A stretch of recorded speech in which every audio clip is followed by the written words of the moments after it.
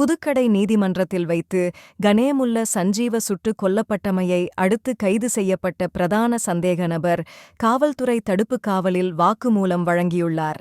அதில் கணேமுல்ல சஞ்சீவவை கொலை செய்வதற்கு துப்பாக்கியை கொண்டு வந்து கொடுத்த பெண் கொழும்பில் உள்ள ஒரு தங்குமிடத்தில் இருந்து வந்ததாக சஞ்சீவவை கொலை செய்த பிரதான சந்தேக நபர் தனது வாக்குமூலத்தில் தெரிவித்துள்ளார்.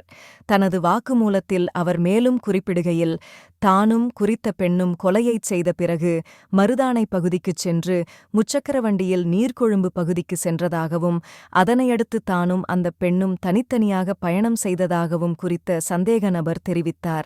மேலும் புதுக்கடை நீதிமன்றத்திற்குள் வைத்து கணேமுல்ல சஞ்சீவ கொலை செய்யப்பட்ட சம்பவம் துபாயில் தற்போது மறைந்திருக்கும் ஒரு ஒழுங்கமைக்கப்பட்ட குற்றம் மற்றும் போதைப்பொருள் கடத்தல்காரரான கெஹெல்பத்தர பத்மே எனப்படும் மண்டுனி பத்மசிறி பெரேராவால் திட்டமிடப்பட்டது என்பது முதற்கட்ட விசாரணைகளின் ஊடாக தெரியவந்துள்ளதாக குறிப்பிடப்படுகின்றது.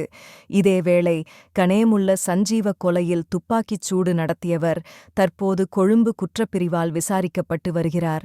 சம்பவம் தொடர்பில் பல தகவல்களை அவர் தனது வாக்குமூலத்தின் ஊடாக வழங்கியுள்ளதாக தெரிவிக்கப்படுகின்றது. இந்த கொலைக்கு 1.5 கோடி ரூபாய் ஒப்பந்தத் தொகையாக தருவதாக தனக்கு வாக்குறுதி அளிக்கப்பட்டதாகவும் அவர் குறிப்பிட்டுள்ளார். மேலும் இதுவரை நடத்தப்பட்ட விசாரணைகளில் சந்தேக நபர் கைது செய்யப்பட்ட பிறகு தன்னை முகமது அஸ்மான் ஷெரிப்தீன் என்று அடையாளம் காட்டிக்கொண்டாலும் அது அவரது உண்மையான பெயர் அல்ல என்று தெரியவந்துள்ளது. மேலும் சந்தேக நபர் பல சந்தர்ப்பங்களில் பல அடையாள அட்டைகளை போலியாக தயாரித்துள்ளார். அதில் வழக்கறிஞர் என்று அடையாளம் காட்டும் அடையாள அட்டையும் அடங்கும்.